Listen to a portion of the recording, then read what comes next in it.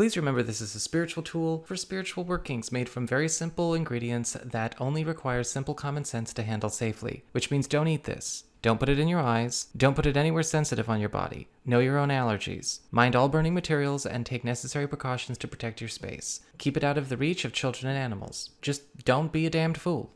Blessings and welcome everyone. Nico here again, and we are going to finally pop the champagne cork on a crafting video for this channel. The reason I decided to do that is because I was in the kitchen a moment ago and I was getting ready to make some more of my spirit clearing or spirit purging powder, and then I was like, why don't I make videos when I do this? And the reason I think it's important to have something like this in your spiritual, your pagan, your wizard, your witchy toolkit is because sometimes regular old common everyday cleansing tools such as sage don't always do the job. And I know that might ruffle some feathers, but you know, when it comes to things like sage or even cedar or lavender, what can happen is that we come to a point where we realize, like, look, these things are more fire extinguishers, but there are situations and there are times where a fire extinguisher just doesn't necessarily really work against the fire that we are dealing with. And that's how this powder can be of assistance. This powder itself, the way I'm making it, is very easy to make. You probably have every ingredient already in your house or in your spice rack. You can burn this powder all by itself. You can, of course, sprinkle it into your candles if you have jar candles, or if you are anointing a candle with oil, you can, of course, roll the candle in the oil as well so it picks it up. Yes, you can make substitutions where you want. I am going to be putting some special touches for my own purposes and for my own needs because, of course, I am highly spiritually active. I am a medium and I am a reader, and I also am a spiritual practitioner, a magical practitioner. So I tend to get myself into some very interesting paranormal situations on the regular. Now, the reason I call this the spirit clearing or the spirit purging powder is because it does run the gambit. It is intended to purge entities from the space while also laying an order of protection around the space. However, this can also be used as a hex breaker or a banisher as well. It smells really, really good. It's gonna smell very much like a very winter, autumny, Christmassy kind of smell, and so you don't have to worry about it being aromatically offensive to anybody. And it does help also, again, do some detachment work as well. It actually clears and cuts cords.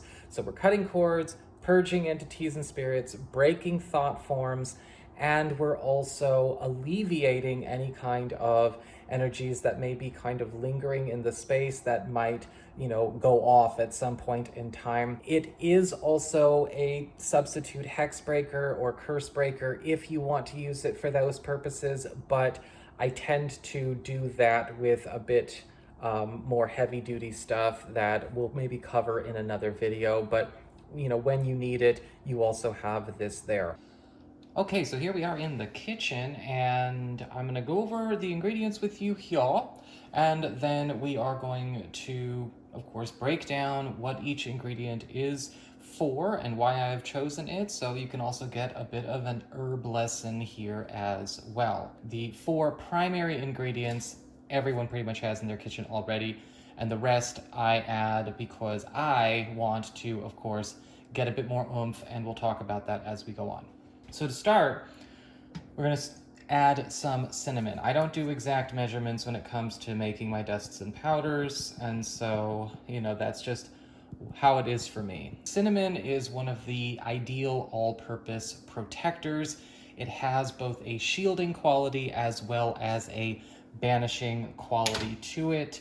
Second, we are going to be adding clove, and you all know how much I love clove and sing the praises of clove. This is one of our offensive herbs. Clove is an excellent banisher. It is also an excellent hex breaker, But when it comes to dealing with hostile spirits and hostile entities and things like that, clove also does a really good job of dismantling their works. So anything that they have done or maybe set up or created in the house as well. Adding lemon juice, just a couple of drops. We are not soaking this. Let's make it a good 7. 7's always a good number. I want to also make sure that cords and attachments that have been laid on the space and anyone and everything here are clipped and cleared, and I am not worried about the fact that I used lemon juice in a powder. We have a lot of cinnamon in here, and we only used a couple of drops.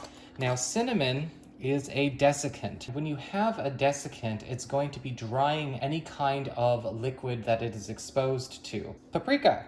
A lot of people don't really see or understand that paprika is also a magical herb, but it's used for a lot of protective workings as well as a bit of an amplifier, and this is going to increase the force and intensity of the lemon as well as the cinnamon and the clove, and it helps remove obstructions in our space. Next, I'm going to be adding a bit of hyssop, and it is a time-honored herb for cleansing and clearing and neutralizing anything from negative thought forms, negative spirits, to curses, hexes, and psychic attacks. I'm going to be adding some mint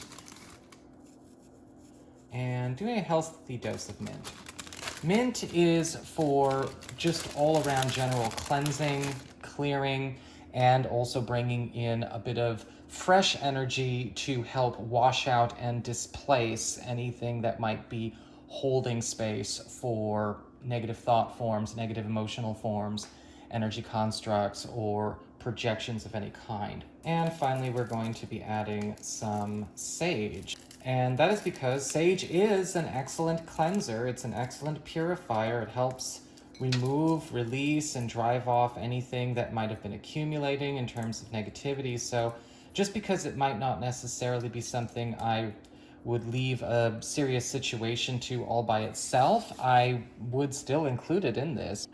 Now you can, of course, leave this as is if you want to have more of just sort of a loose leaf mixture like that. I am actually going to drop this into my coffee grinder. If you want to use a mortar and pestle instead, that is perfectly fine, but I'm going to use my coffee grinder because my mortar and pestle needs to be cleaned. Now I'm not going to chop this up too finely. I want some of those sage leaves to stay somewhat larger than the rest so that when they do catch the flame, they are going to hold that flame, and then it will spread around the rest with the clove and the cinnamon, and it's going to have a very, very nice scent to it.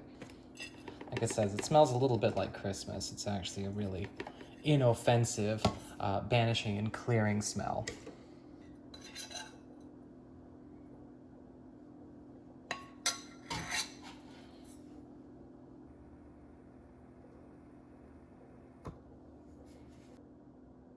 Sometimes you gotta blow on it to get the coals going. You can sprinkle it in front of your doorstep or behind your back doorstep. If you want to add some extra power and extra punch to this, feel free to add in a bit of cayenne pepper or black pepper. However, if you do, please do not burn it as an incense for obvious reasons.